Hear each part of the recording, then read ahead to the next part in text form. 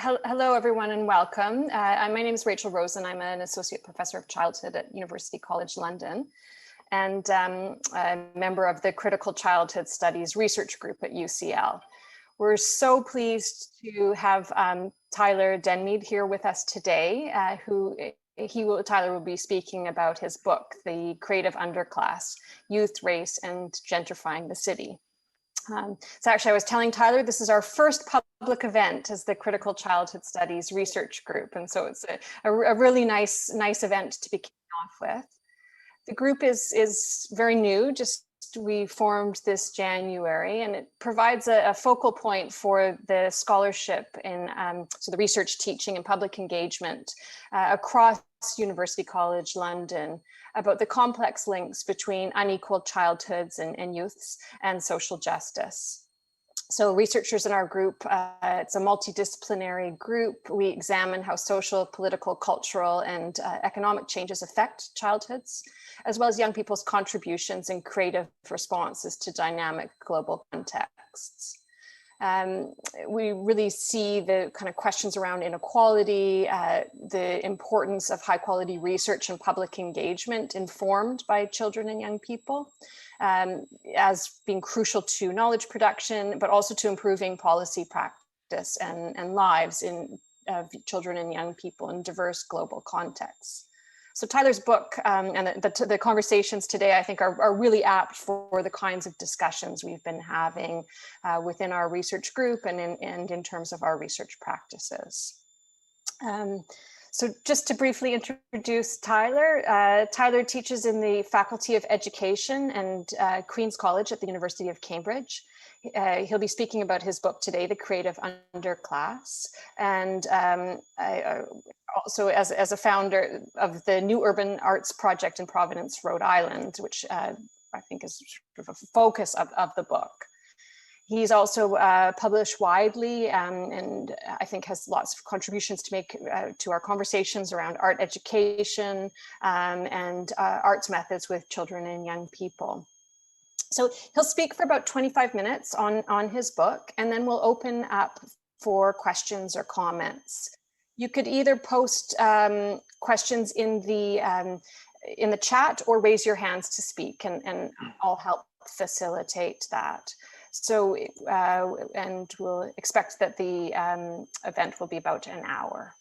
So the last sort of piece of practical details, if you haven't already, please could you turn your microphone off if you're not speaking? That would be much appreciated.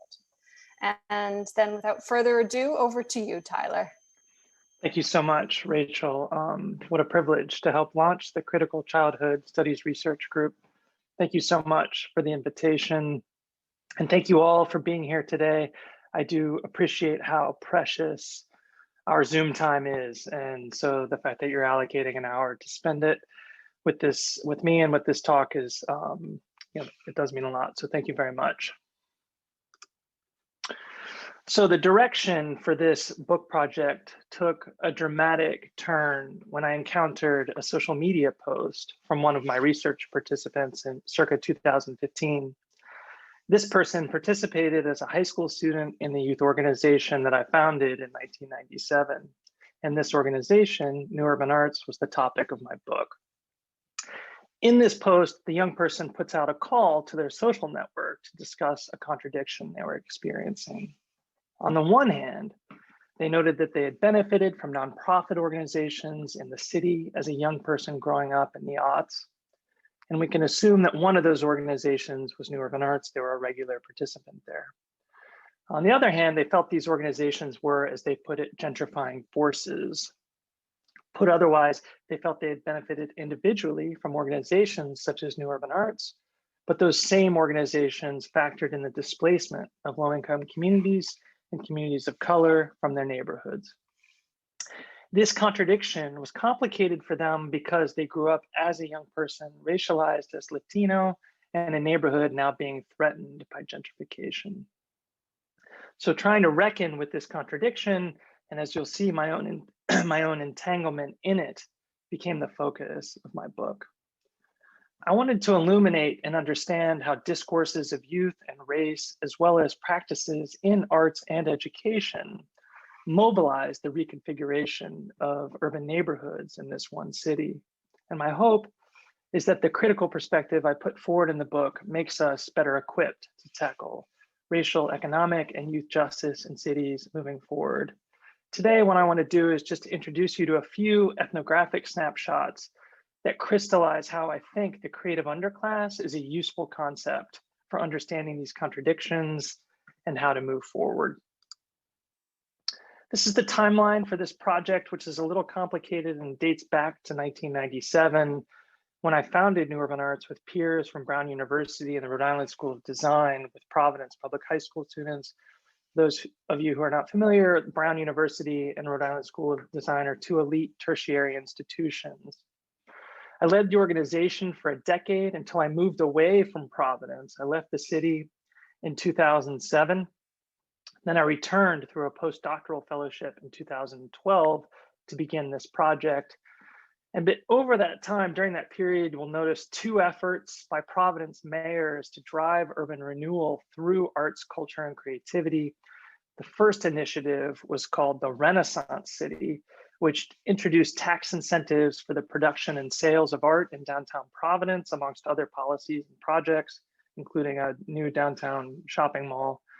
And the second initiative, the Creative Capital, was inspired by Richard Florida's thesis that the creative class is a key force in making cities more economically competitive and socially vibrant. This is a little bit of information. This is how New Urban Arts introduces itself, frames its purpose. And it does so in relation to the systematic denial of creative learning opportunities for low-income youth and those youth in communities of color.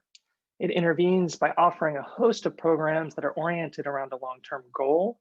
As the organization puts it, New Urban Arts enables young people and artist mentors to work together as collaborators and peers in developing creative practices that allow them to become more imaginative and active community members, or one might say, to become artists who animate our social lives. Here's some photographs of inside New Urban Arts Studio. It's an interdisciplinary studio that's located in close proximity to several public high schools. So students just walk into the studio after school. The studio is 2 stories. It's full of spaces for making, studying, and hanging out, and hundreds of teenagers stream through the studio doors each year. Printmaking, fashion design, poetry have always been some of its popular disciplines, but those disciplines change each year depending on students' interests, as well as the artists who support them there.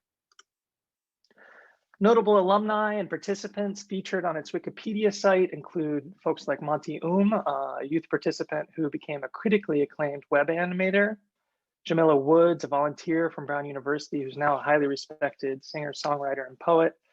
And the organization has received several awards and distinctions, including recognition from First Lady Michelle Obama as one of the best youth programs in the country. And here she's standing with one of New Urban Arts youth participants. When I first returned to New Urban Arts in 2012 as a postdoctoral fellow, I wanted to focus on what some participants call its magic.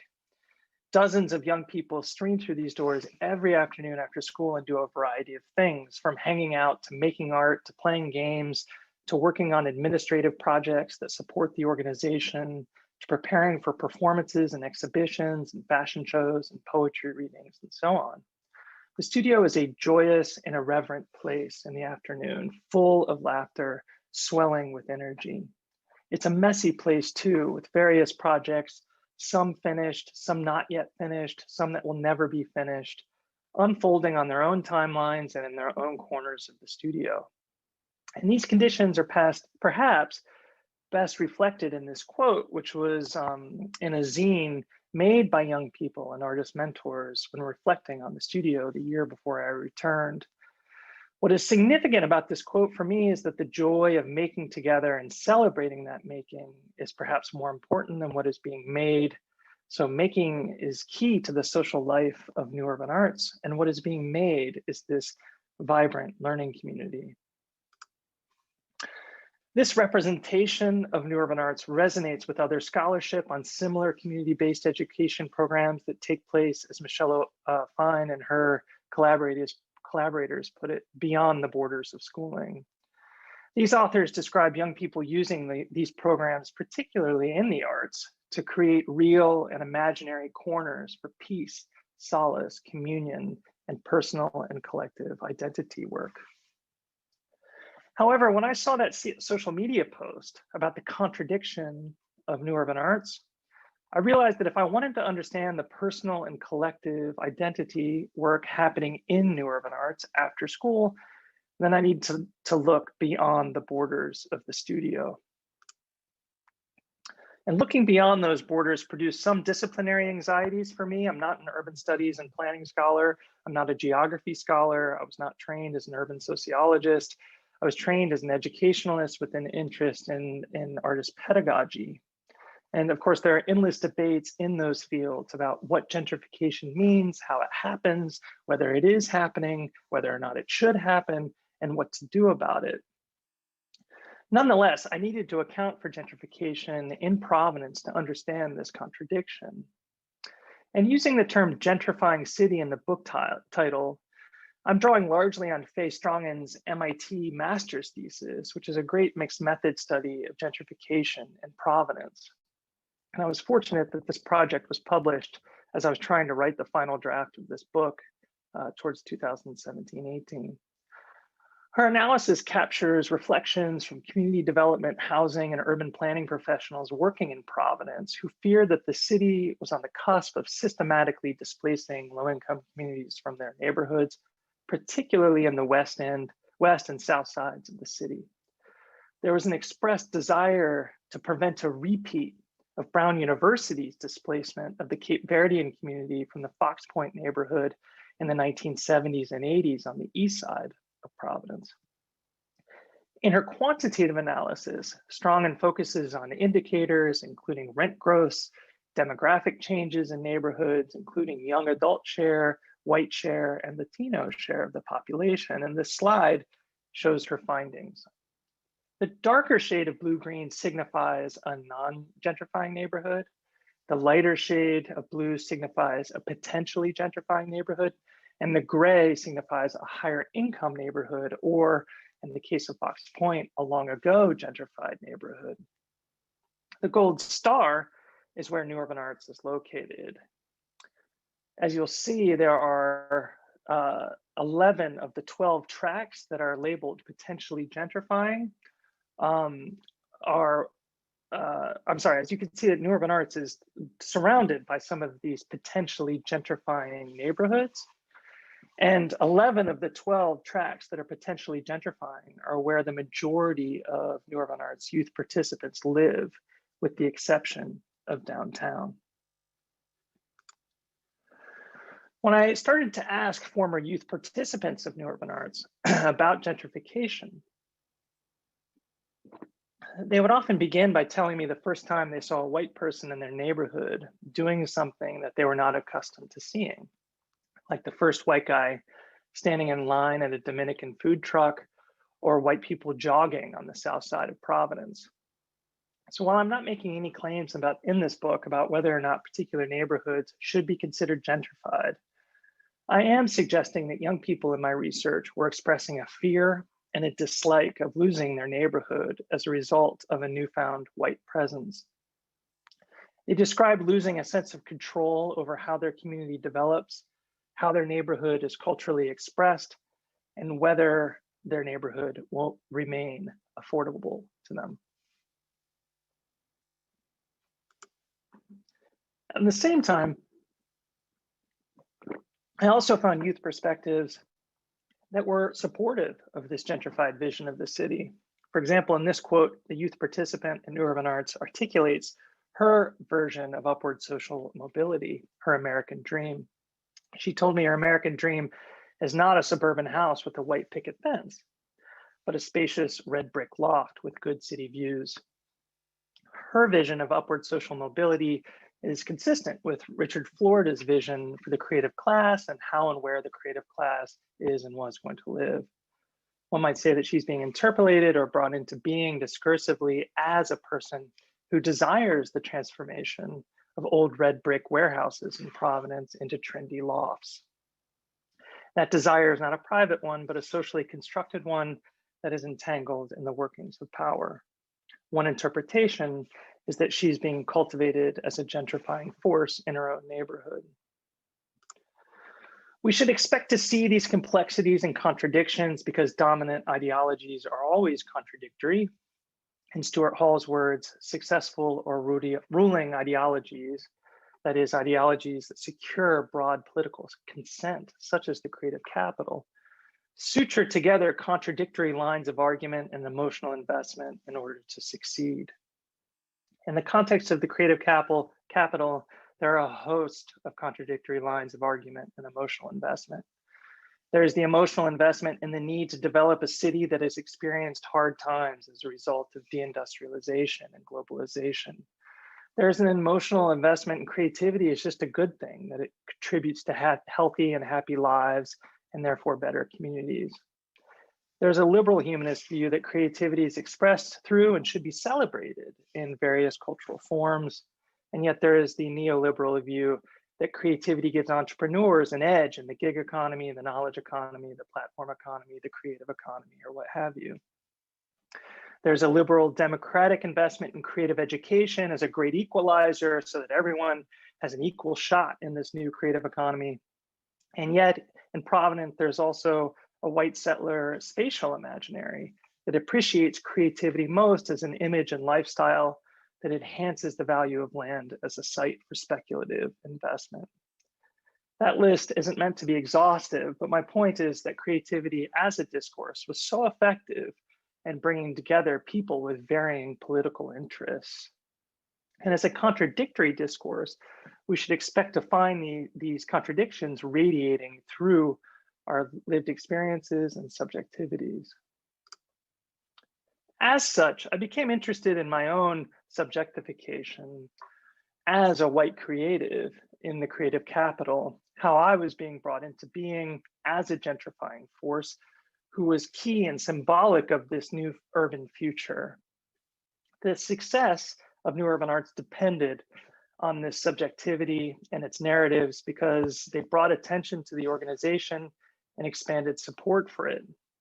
So this slide features some snippets from press coverage in Providence and the city's major newspapers. And you will see how I'm being made known as an unusual sort of inner city hero, one who found an intuitive calling to follow my passion and empower youth.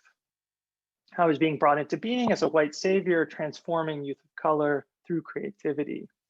And I was a symbol of urban progress, whereby white people were returning to the city and giving it an uplift.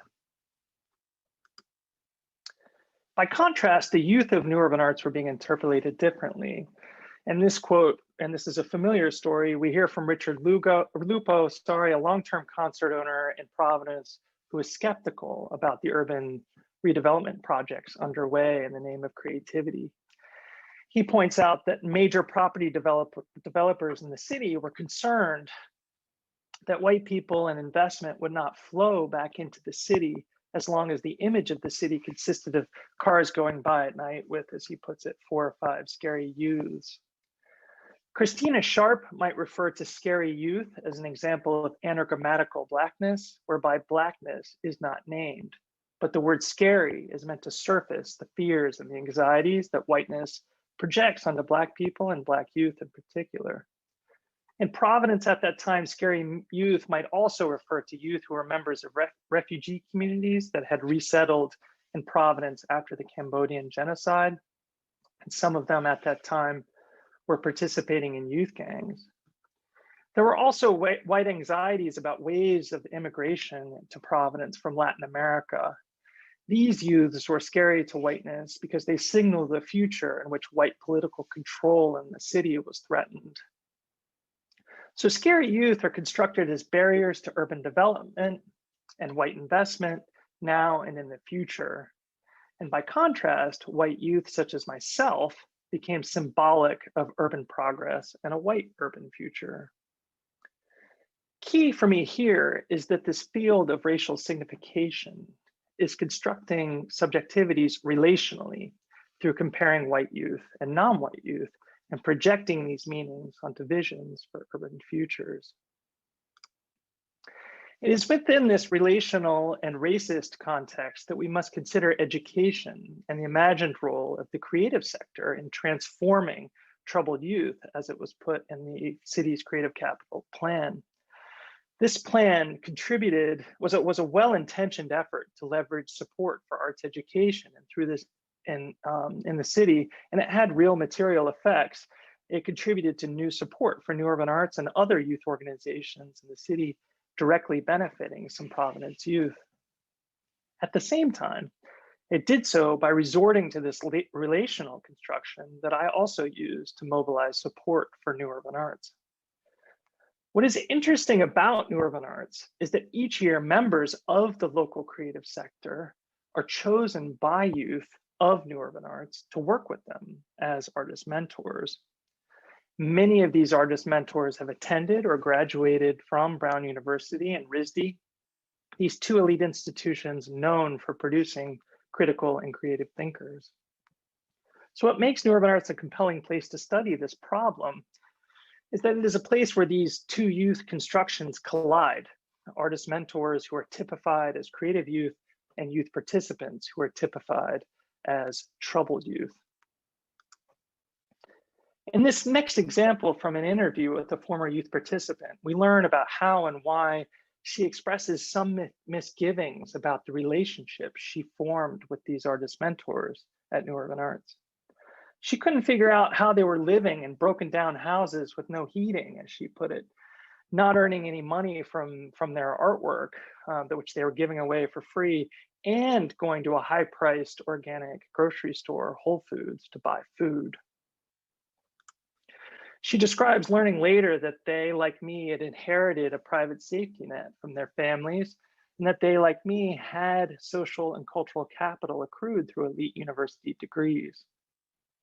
And she notes how she idolized these artist mentors before realizing that imitating their lifestyles would in effect reproduce her material reality. So this passage calls into question what it exactly means for troubled youth to be transformed, particularly into creative youth. They could imitate their artist mentors and perhaps gain some cultural status in Providence by, for example, living in broken down homes and working on commission and giving away their posters for free. But then she realizes that would reproduce her reality, at least materially speaking. So how does this transformation then work for her as a vision for upward social mobility? Unlike the artist mentors, she would not be gaining cultural status by rejecting her economic background through adopting this lifestyle. Of course, artists living in broken down homes and low-income neighborhoods is a familiar trope in gentrification stories. In their paper on the role of the art scene in gentrifying the Lower East Side of New York in the early 1980s, Rosalind Deutsch and Kara Ryan point out that artists and art institutions accrued cultural status as rebellious risk takers through placing themselves in proximity to low-income communities and communities of color. Artists became therefore what the critical geographer Neil Smith called the shock troops of gentrification. They move into low-income communities and displace people before ultimately becoming displaced themselves as the rents move higher. But this cultural status of being an edgy artist and urban pioneer, so to speak, depends upon a white spatial imaginary in the context of the United States. Low-income urban neighborhoods and neighborhoods occupied by people of color become constructed in racist terms as uninhabited space, culturally deprived space, or dangerous space. White artists then become positioned as cutting-edge risk takers through locating themselves on this so-called neo-frontier. That's part of how they gain cultural status in this narrative. So if we reflect back on that previous quote, we notice something curious about how she is positioned within this narrative and within this white spatial imaginary. Her material reality would not change by adopting this creative lifestyle. And while her new lifestyle might include cultural markers that are read in the creative capital as more proximate to whiteness, such as making silkscreen posters and giving them away for free, which was a very common thing that RISD graduates were doing in Providence at that time, her cultural status might not accrue as much as theirs. One cannot gain the same cultural status as a pioneer in this gentrification story if one is from the neighborhood being gentrified. So I put forward the concept of the creative underclass to capture these complexities and contradictions for youth in the creative city. As much as this vision for creative-led urban renewal needed a creative class, youth such as myself, it did so through constructing this creative class relationally with an underclass. This youth underclass troubled cities, thus legitimizing the need to gentrify them. And this underclass could be transformed by the creative sector, thus suggesting the creative city was an inclusive and meritocratic one. And the creative class could then become a benevolent force through that transforming work, thus overshadowing the displacement of communities from their neighborhoods. And yet the opportunities for upward mobility for the creative underclass, the opportunity, for example, to be transformed into the creative class was limited, if not always deferred. So youth at New Urban Arts were reckoning with this complex and contradictory system of meaning as they imagined their own futures in the city. This is the structure of the book, and in the first half of the book, what I try to show is how young people at New Urban Arts actually trouble this system of meaning through their creative and cultural practices in the studio. And to just give you an example today, I thought I would zero in on chillaxing, the practice of chillaxing. So in this passage, there's a young person and named in the book is Lewis, who's giving new youth participants a tour of the studio. So this is something that, there's youth leadership opportunities within the studio. And at the beginning of the year, there would be orientations for new students led by existing students. At one point in the tour, Lewis leads his group to a place near the storefront that participants referred to as the Zen Zone. He introduces them to the space, and there's several things that interest me about this quote. First, Lewis is constructing himself as an out-of-touch adult authority figure who's giving the kids these days the permission to hang out in the Zen Zone. In the Zen Zone, they can do things they like to do when they don't feel like making art. He gives them permission to hang out and text their friends. But his framing of hanging out in the Zen Zone points also to its political and cultural significance. Hanging out here is framed as a cool thing to do because that's what the creatives did or still do on the Parisian left bank, wearing their berets and drinking cappuccinos as they talk and read books.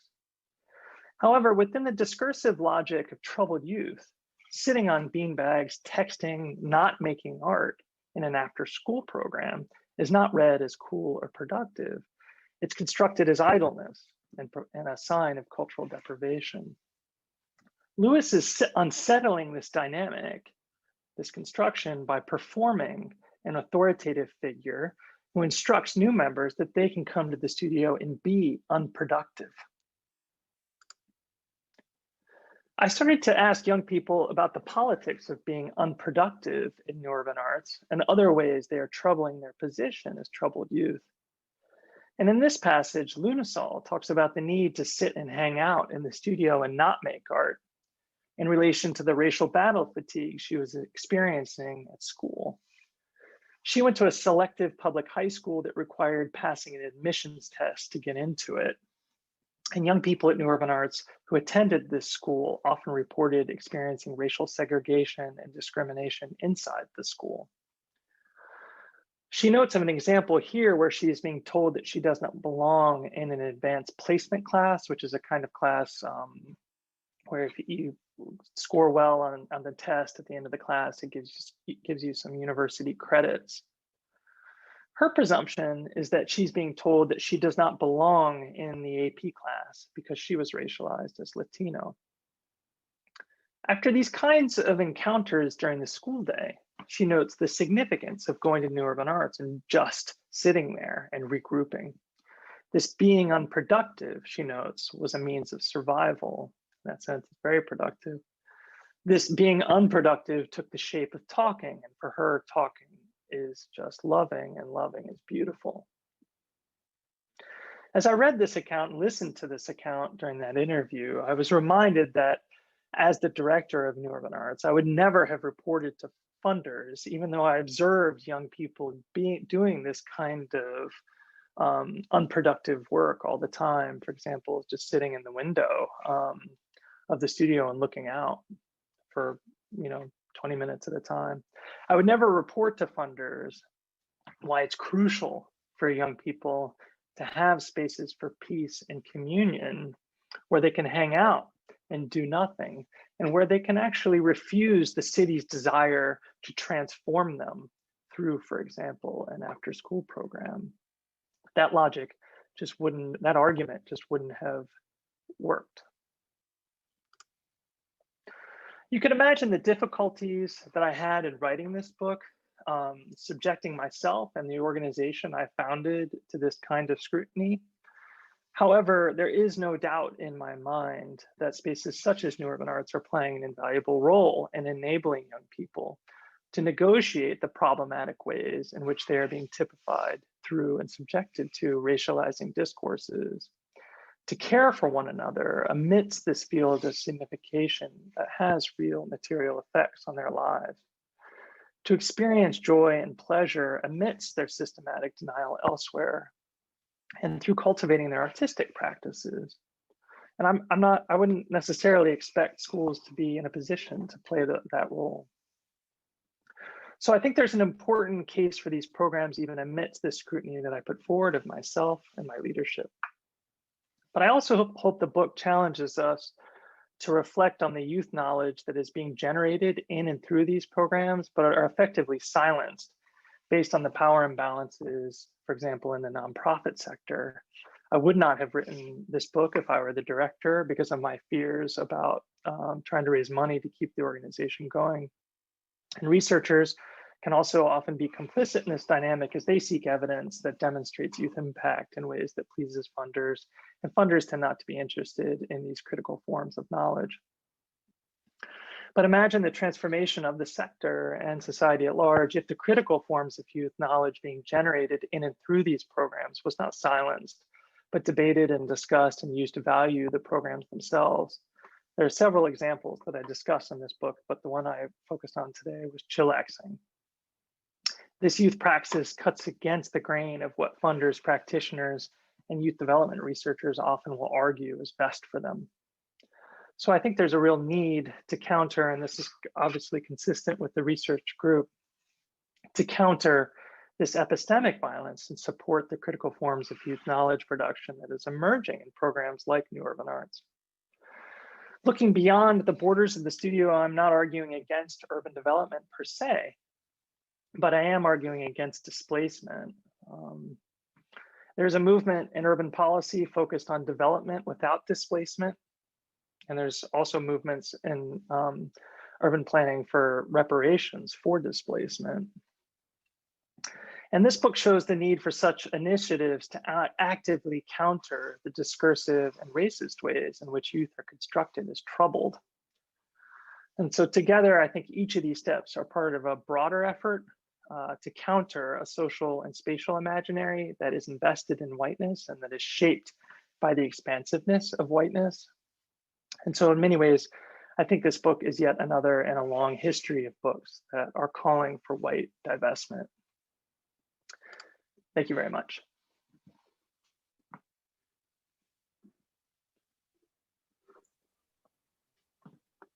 Thank you very much, Tyler, for the fascinating presentation. And yeah, I can see lots of hands clapping there. Really, really interesting tour through your book, through the case, looking at the web of relations and practices which make these processes of gentrification. But also, I think I was really taken by your discussion of the challenges or refusals of young people as they to the developmental logics and systemic racism that they're encountering. So thank you very much. Thank you. We'd now like to open up for discussion. You can either type your questions in the chat and I will say them, or put your hand up and then I'll call on you to unmute yourself and make a comment. Would anybody like to start off?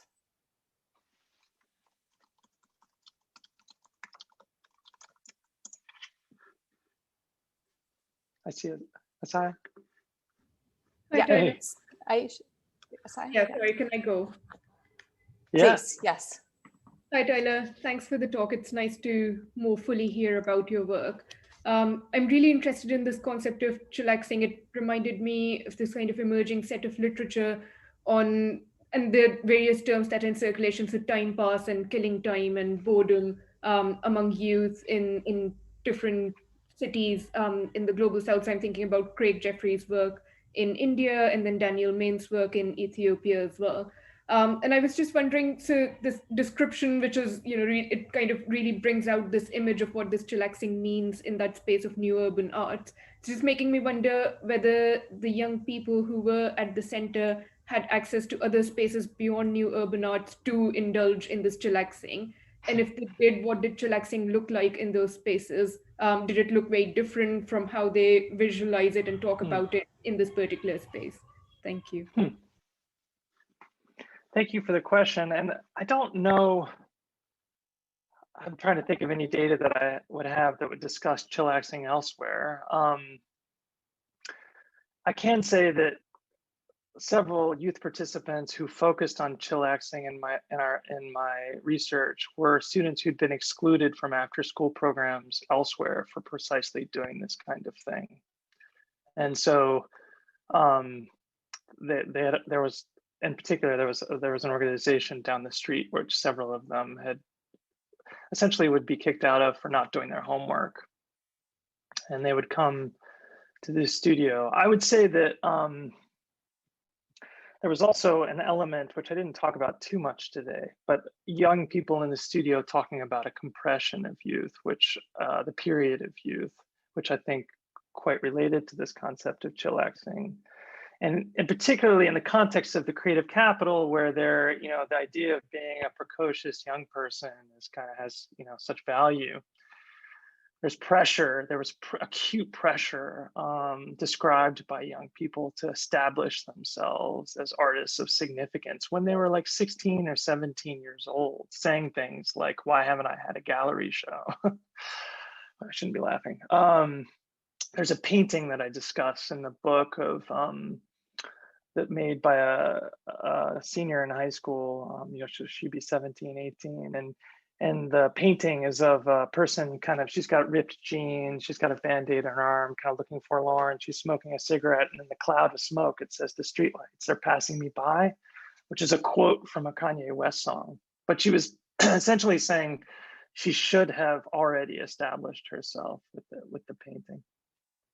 So I'm not directly answering your question, I know, but I would just add fleshing out a little bit more of the kind of temporality that they were describing and experiencing. In terms of the structure of new urban arts, which I think is super interesting, one young person described it as a monochronic and polychronic place.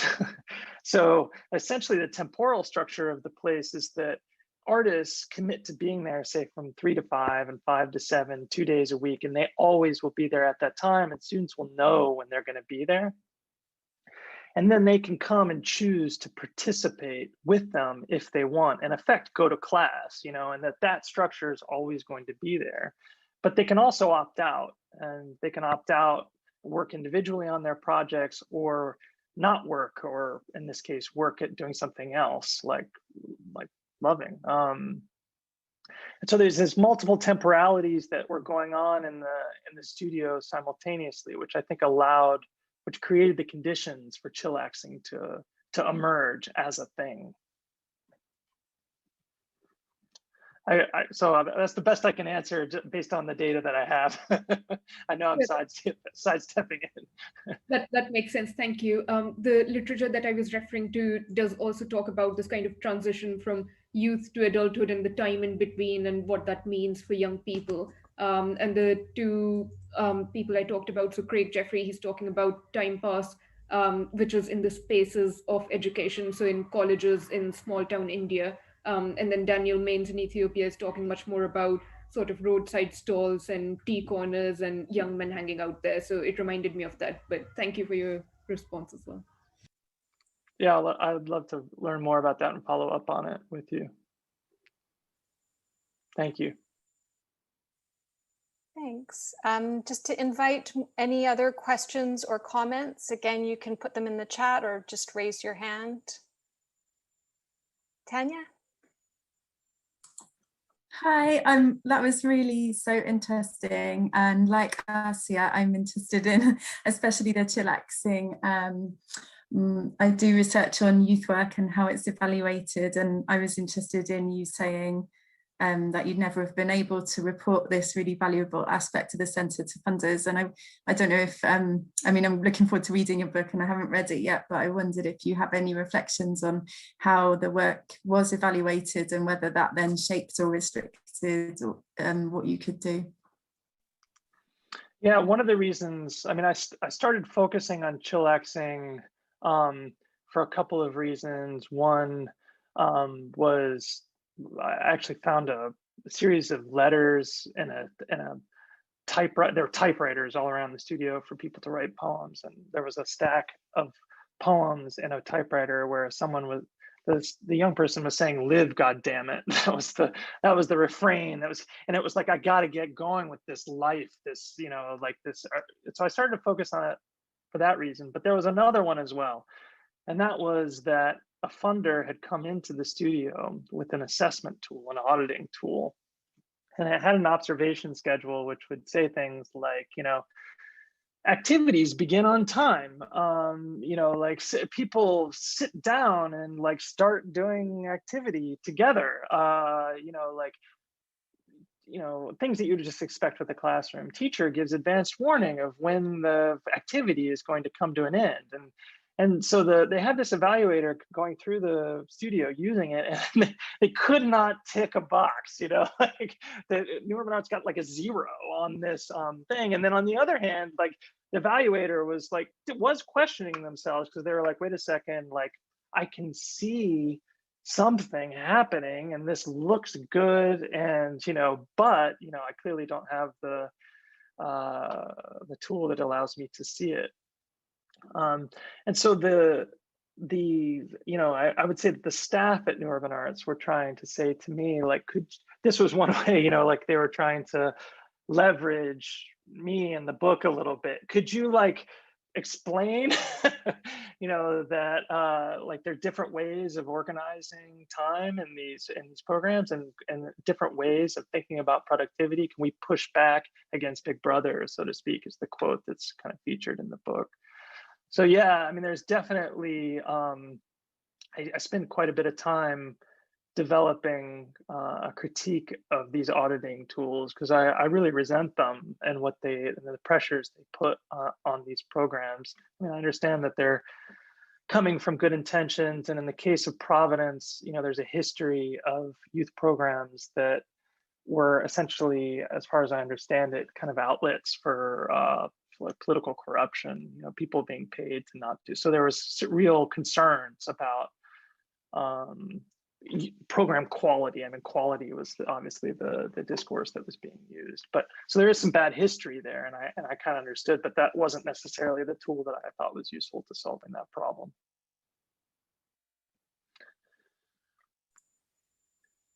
Thanks, Tyler. Just like to invite others into the conversation, questions or comments. Lynn, did you want me to, yeah, did you want me to read that out loud, Lynn, or would you like to pose it? You'll have to, yeah, there you go. Yeah. How do they keep the work the mentors do fresh and new in order that the Western canon of cultural capital takes over? To prevent? In order to, sorry, in order to prevent, yeah.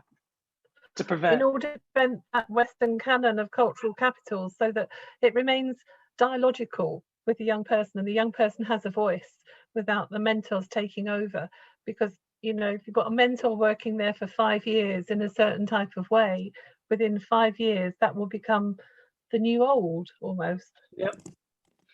Yeah, so the structure at New Urban Arts is that each year artist mentors apply and they serve in the studio for 1 year as artist mentors, and young people themselves oversee that that selection process. So they review applications, they do the interviews, and there's quite a bit of in the book features some of those interviews. And you know, in my talk today, I was focusing more a bit on the creative sector that, you know, in the studio was artist mentors from places like Brown and RISD, and that has historically been the case. It's also the case that as the organization has developed, that young people themselves who are participating in the program as high school students become artist mentors.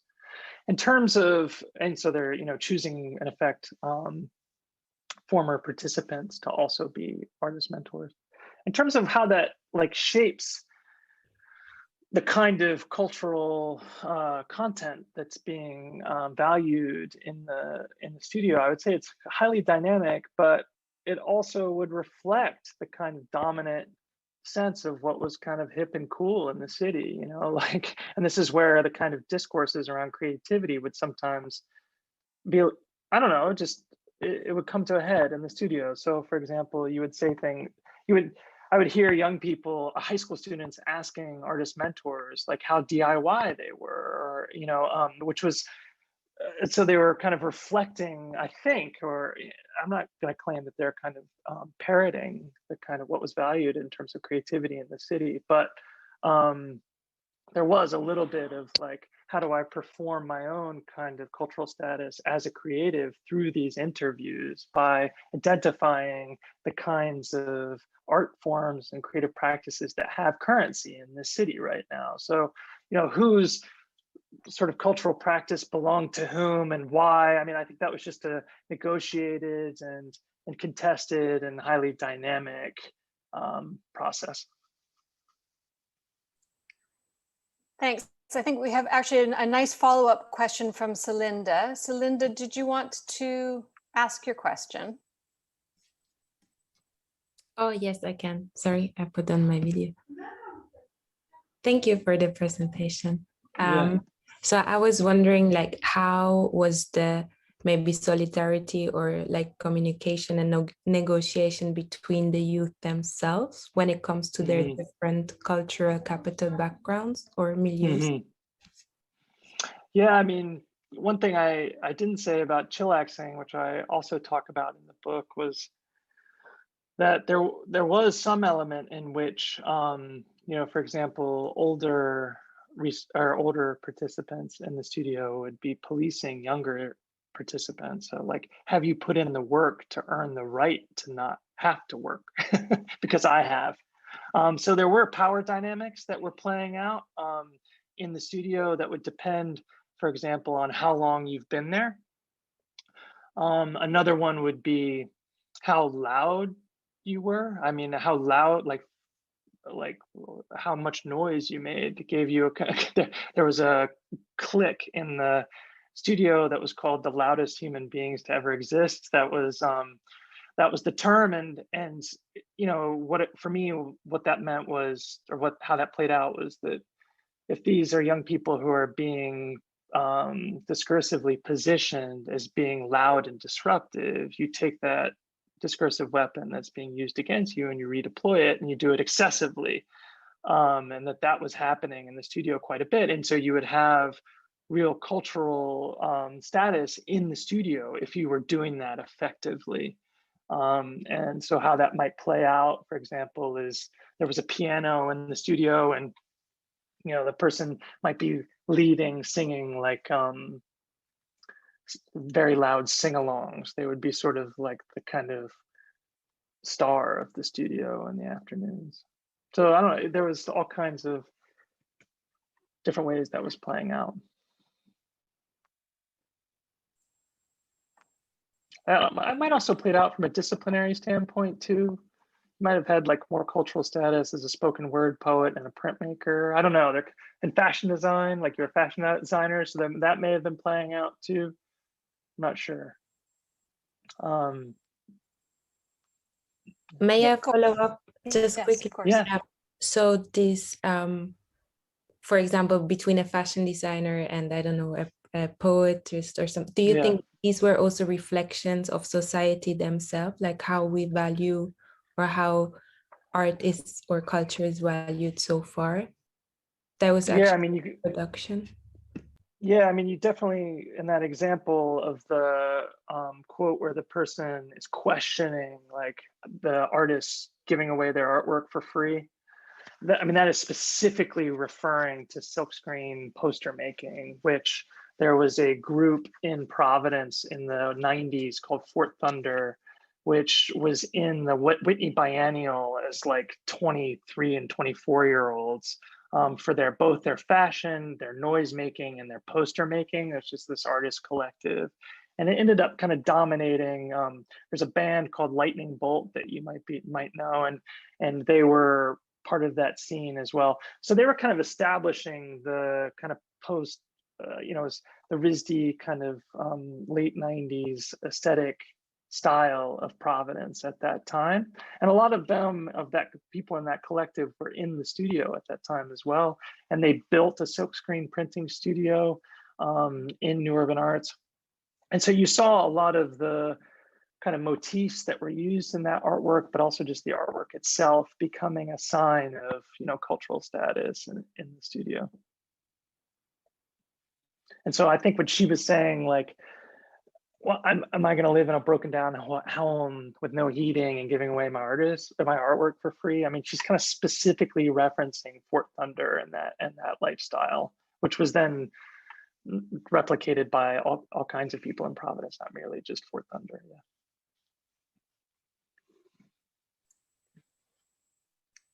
Thanks very much. I think we've got time for one more question. If anybody would like to come into the conversation here, either typing or turning on your microphone.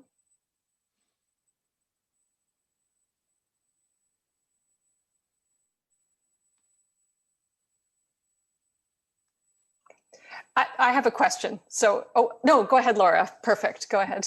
Hi, Tyler. Hey, Laura. I had a question on, you spoke at the end about a need to invest in these education beyond the borders of schooling, in these alternative ways that take in, different needs of children. Do you have a way or a picture of how that happens? Is it just monetary investment or changes in policy?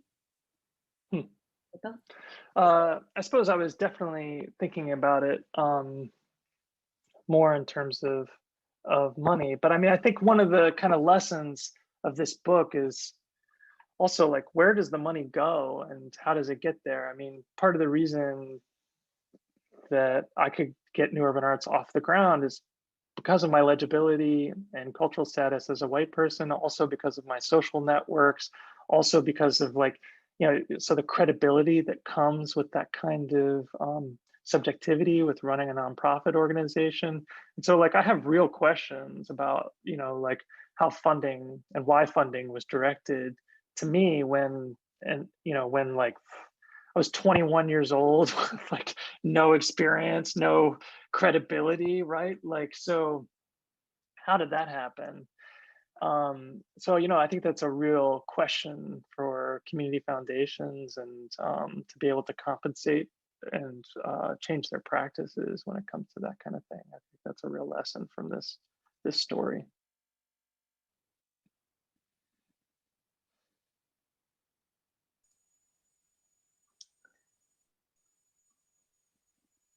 Wonderful. I'm sure there are others, but that's just the one that comes to mind the most from this particular book. Yeah, no, thank you.